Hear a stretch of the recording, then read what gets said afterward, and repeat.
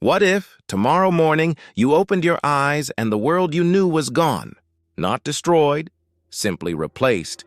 You rise from your bed, step outside, and feel the ground shudder beneath your feet. Not from an earthquake, not from thunder, but from footsteps. Rhythmic, heavy, inhuman. You walk toward the sound, and then you see them. Imprints the size of swimming pools, pressed deep into the soil. Each one so wide you could park a bus inside. Your eyes follow the trail, and your heart begins to pound, because far ahead, something moves, something colossal. Figures tower against the horizon, their silhouettes blotting out the sun. Their voices echo like storms rolling through mountains. Their shadows swallow entire villages. This isn't a fantasy, at least not according to ancient history. Across the world, from the Hebrew scriptures to Greek myths, from Celtic legends to Sumerian tablets, stories tell of a forgotten era, an age when giants walked the earth. They were called the Nephilim in the Bible, the Titans in Greece, the Fomorians in Ireland. But no matter the name, the message was the same. They were not gentle beings from children's tales. They were hunters, and we, humanity, were their prey. So, what would it actually mean to live in that age? And why, no matter how clever or strong you think you are, you wouldn't survive? Let's find out, together, in this episode of Fabelon Stories. Welcome to the Age of Giants. You wake up, but something feels wrong. The earth itself is breathing, deep, rhythmic tremors that pulse through the ground like the heartbeat of some vast creature. You rise, confused. The sky feels too wide, the horizon too far. And then it hits. Yep, these aren't tremors, they're footsteps. You rush to the window, or what you think is your window, and freeze. Your familiar world has vanished. Trees that once stretched proudly above your home now look like broken twigs. The hills are flattened. The rivers have shifted their paths, rerouted by the pressure of colossal feet. And then you see them. Shadows the size of mountains move slowly in the distance. One turns. Even from miles away, the movement shakes the air around you like thunder. The sunlight dims under its outline. The Book of Genesis, chapter 6, verse 4, speaks of this exact moment. The Nephilim were on the earth in those days, and also afterward, when the sons of God came to the daughters of men, and they bore children to them. These were the mighty men of old, men of renown. But as you stare at these living towers of flesh, you realize they were not heroes, they were executioners. According to the Book of Enoch, these beings were not human at all. They were hybrids, born of forbidden unions, fallen angels, who took human wives. Their children were monstrous, in both form and appetite. The text says they were 3,000 ells in height. That's more than 9,000 feet tall. To imagine such a being is to stretch the limits of sanity itself. You feel the vibration long before you see the source. The ground cracks beneath you as one of them takes a step. The shockwave knocks you to your knees. Dust fills the air. Then, through the haze, you see a foot larger than your entire settlement, descending, each toe the size of a house, each footprint a crater. You try to run, but where? The landscape is open, exposed, stripped bare by their weight. In a world made for giants, there is nowhere small enough for you to hide. The Book of Enoch continues. They consumed all the acquisitions of men, and when men could no longer sustain them, the giants turned against them and devoured mankind. You crouch behind the shattered remains of your home as one of these beings bends down, a hand descends, fingers as thick as tree trunks, and plucks a screaming villager from the ruins. The sound that follows is wet, final. You watch your friend disappear into a mouth so vast you could walk through it upright. This is not mythology anymore. This is your new reality, and you are food. Somehow, you survive the first encounter. The giant turns away, distracted by easier prey. You crawl into the remains of a collapsed cellar and wait. Hours pass, then days, but the question gnaws at you. How do you live in a world that was never meant for you? Food, gone. The crops that once fed your people are now flattened beneath colossal feet. Grain fields are buried, crushed into dust. The few remaining seeds are scattered across miles of devastation. To gather enough for a meal, you'd have to cross open ground that trembles with every distant step. Shelter? Impossible. The homes of the giants tower like cathedrals, their doors higher than city gates. Stairs carved from single slabs of stone rise higher than you can climb. And yet, you've seen this before, not in your time, but in ours. Massive stones fitted with impossible precision in places like Stonehenge, Baalbek, Pumapunku, monuments so large that even modern engineers admit we couldn't replicate them today. Perhaps they were not built for us at all. Perhaps they were built by and for beings whose strength dwarfed ours. Imagine walking through such ruins as a survivor. Every object, every tool, cup, or weapon is gigantic beyond comprehension. A hammer the weight of a car, a chalice large enough to swim in, a single arrow taller than your house. You are not simply small, you are irrelevant. The Book of Jubilees says, "In those days injustice increased upon the earth, and all flesh corrupted its way." The giants were not only physically superior, they were morally corrupt. Cruelty was their language, violence their pastime. You wake each morning to a sound like thunder, not from the heavens, but from laughter. It rolls across the land in waves of mockery, and when you hear it, you know they're playing again. You run, your lungs burn, your legs tremble, but the ground shakes faster than you can move. A shadow falls over you, endless, cold, merciless. A giant's voice booms above, speaking in a tongue like cracking stone. You don't understand the words, but you feel the amusement in them. The fingers come next, massive, deliberate. They poke, probe, and prod, giving you false hope of escape before closing in. You are caught and then released. Because for them, this isn't hunger, it's entertainment. This is your life now.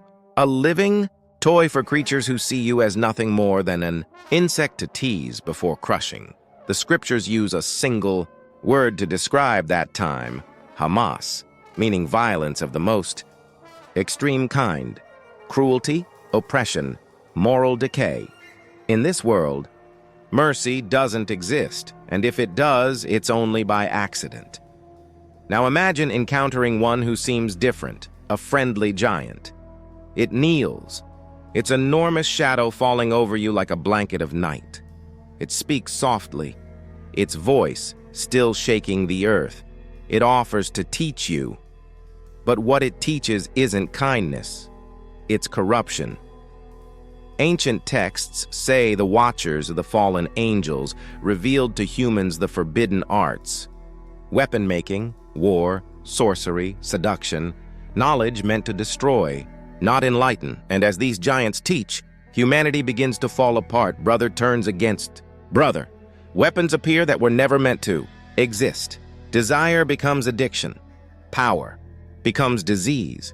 Even their wisdom is a trap, a poison disguised as progress. The giants didn't just consume humanity's flesh, they devoured its soul. But perhaps the most terrifying truth lies in what these beings could do. Ancient accounts suggest powers that blur the line between magic and advanced technology. They could control the weather, they could move mountains, they could reshape the earth. In one legend, the Watchers showed men how to cut roots and enchant them, a poetic way, perhaps of describing genetic manipulation.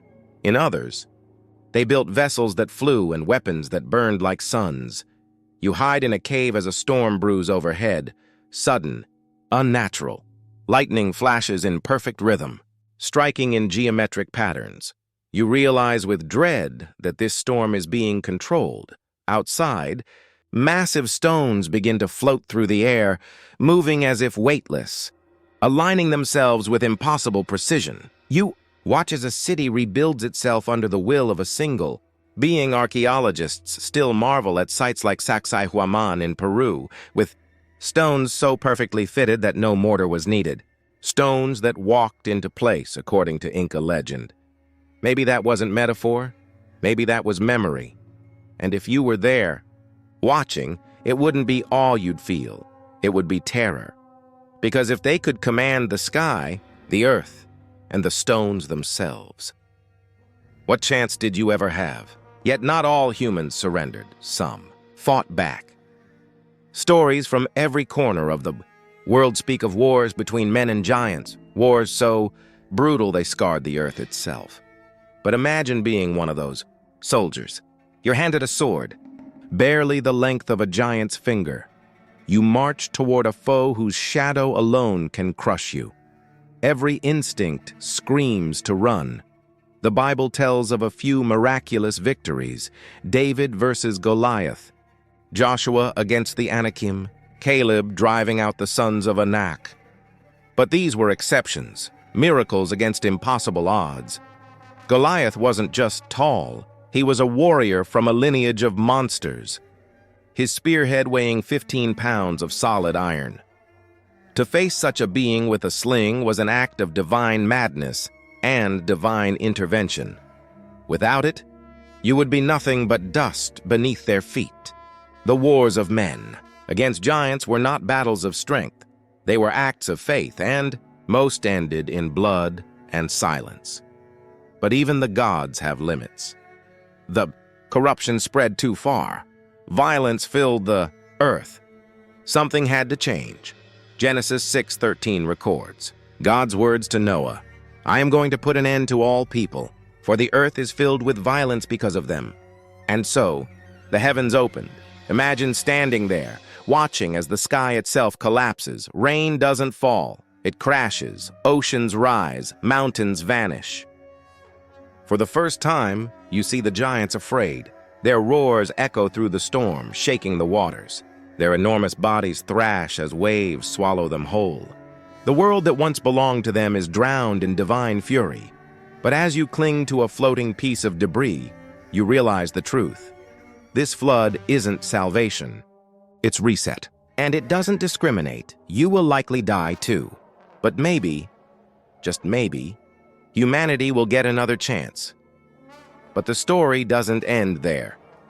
Generations later, when the Israelites entered Canaan, they reported something chilling. Numbers 13:33 says, "We saw the Nephilim there, and we seemed like grasshoppers in our own eyes, and we looked the same to them."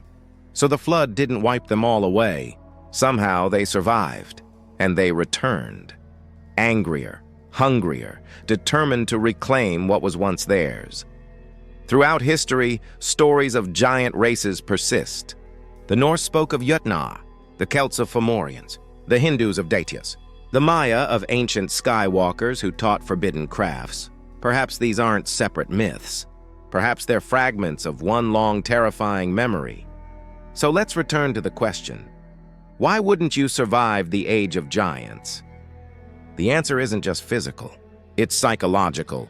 Human beings are problem solvers, creatures of reason, adaptability, invention. But in the face of such overwhelming power, all of that collapses. You'd live in constant fear, a primal terror that never fades. Every rumble of thunder would make you flinch. Every shadow would send your heart racing. Every gust of wind might carry the tremor of an approaching footstep. You'd develop something beyond fear, a total psychological breakdown. Your body flooded constantly with adrenaline, your mind eroding under the weight of unending dread. Sleep would vanish, hope would die. You would begin to envy the dead. The survivors would slowly lose their humanity, some turning savage, others catatonic, rocking in silence. A few would worship the giants, mistaking submission for salvation, but all would break eventually. Because to live as prey forever is to forget what it means to be human. And maybe that's the real lesson. The ancients didn't write these stories for entertainment. They carved them in stone. They passed them down through generations. Warnings in the language of myth. They told us of an age when the earth was ruled by beings far stronger, far darker than ourselves. They told us what happens when pride and corruption infect creation. They told us that the giants would return. Today, we dismiss their words as legend. We laugh at their fears. We build our cities upon their ruins and call it progress. But maybe, just maybe, that's exactly what the giants wanted. Because ignorance isn't protection, it's preparation for extinction. So look around, at the scale of our monuments, at the strange bones buried in forgotten deserts, at the myths that echo the same story across continents that never met. Are they just stories, or are they memories? Perhaps the age of giants never truly ended. Perhaps they never left, only retreated into the shadows of time, waiting for humanity to grow arrogant again. And if the ancient prophecies are true, then one day they will rise once more. And when they do, our modern world, soft and complacent, will fare far worse than our ancestors ever did, because the giants won't need to crush our bodies. They'll only need to reclaim our minds. What do you think? Are we still living in the shadow of ancient giants? Or are we standing on the edge of their return? Let us know in the comments. If you enjoyed this story, give this video a like, share it with those who love ancient mysteries, and subscribe to Fabelon Stories, where the forgotten past still speaks. And if you're ready to uncover how the Nephilim may have survived the flood and might still walk among us today, watch our next episode, appearing on your screen right now. Keep your minds open, and until we meet again,